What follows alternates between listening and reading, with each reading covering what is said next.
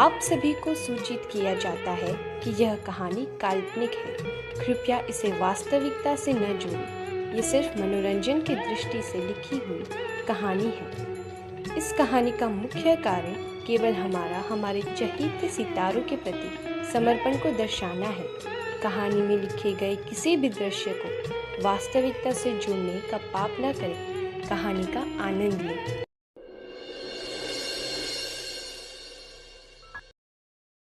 कहाँ था तू?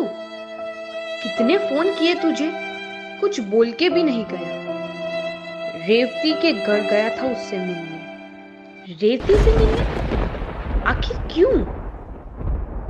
तू अभी भी मुझसे पूछ रहा है कि क्यों? अपने बेटे का हालचाल जानने के बाद भी पूछ रहा है क्यों? अरे जाना तो तुझे चाहिए था रेवती के पास। पूछना चाहिए था उसे कि वो घर कब वापिस आएगी। तेरे बेटे को जरूरत है उसकी, और रेवती को भी जरूरत है तेरे बेटे की। पर तेरे बेटे की तरह वो ये बात किसी से खुल के नहीं कह पाती है। पता है, आज उसके सामने फोन लगाया मैंने रमन को।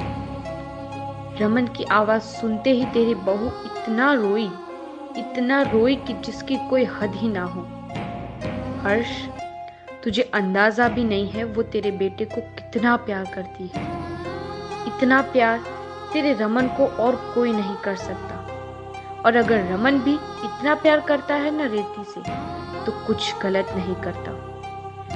रेवती हर तरह से उसके प्यार के काबिल है यार। बावरा हो गया कि तू रेवती के लिए रो रहा है राम? रियली? नहीं, मैं सिर्फ रेवती के लिए नहीं रो रहा। मैं रमन और रेवती का एक दूसरे के लिए प्यार देखकर रो रहा हूँ। और बावरा तो तू है जो समझ नहीं रहा उनके प्यार को। पहले भी नहीं समझा था कभी। तू तो चाहता भी नहीं था कि उनकी शादी हो, क्योंकि रेवती उससे बड़ी है उम्र में। तूने कभी अपनाया ही नहीं रेवती को, और शायद इस वजह से भी तेरे मन में रेवती के लिए इतनी नफरत जो भरी है। एक बार अपने मन से कड़वाहट निकाल के एक बार सोच उनके बारे में। बस एक बार रेवती को एक मौका दे के देख। एक बार उसको बोल कि तू कोशिश कर, मैं तेरा साथ देता हूँ। तुझे जो भी परेशानी है मुझसे बोल, मैं हूं ना तेरा बाप। अरे कुछ नहीं तो अपने बेटे की जिंदगी के लिए उसको एक मौका दे। ठीक है, तू इतना कह रहा है तो मैं अपने बेटे के लिए और अपनी पोती के लिए कुछ भी करने को रेडी हूँ। बता, मुझे क्या करना है उनको मिलाने के लिए। देख, रेवती लंदन नहीं जाएगी। हमें अब बच्चों को इंडिया बुलाना पड़ेगा। क्या बोल रहा है तू? लंदन में उनके करोड़ों के कारोबार हैं। कैसे आएंगे वो यहाँ? थोड़ा तो प्रैक्टिकल सोच। देख हर्ष, अभी मैं सिर्फ रमन रेवती का सोच रहा हूँ, और उनको साथ में लाने के लिए अब मैं साम दाम दंड भेद कुछ भी करूंगा। रमन मेरे लिए वीरेन जैसा ही है, और मैं उसकी आंखों में आंसू नहीं देख सकता। 26 साल से मैंने उसकी शक्ल ही नहीं देखी। रमन ऐसी डिप्रेस्ड बात करेगा तो एक खाएगा मेरे हाथ से। मारो ना, इनफैक्ट आप मार ही डालो। मैं अब जीना ही नहीं चाहती। कैसे कह दिया तुमने कि तुम मर जाना चाहते हो? तुम्हारी खुशी कहीं खो गई है।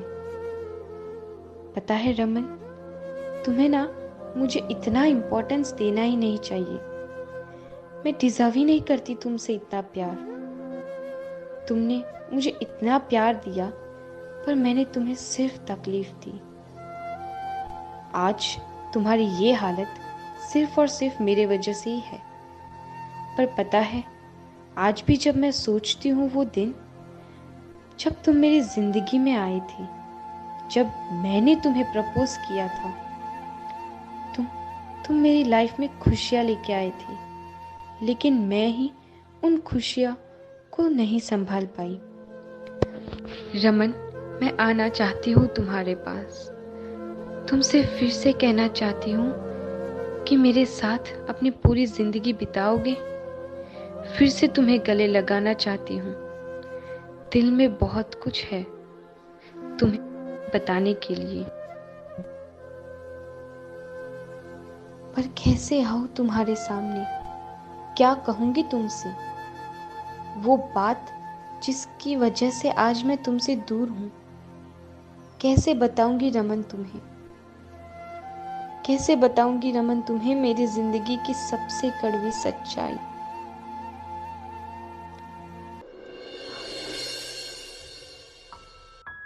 अभी डैड का मैसेज आया मेरे पास। उन्होंने कहा है वो हमसे कुछ ज़रूरी बात करना चाहते हैं।